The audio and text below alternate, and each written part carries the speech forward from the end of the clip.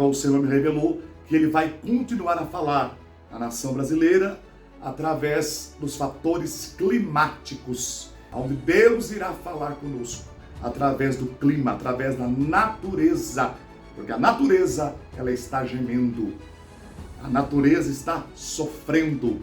Deus falará através das chuvas, através de grandes enchentes.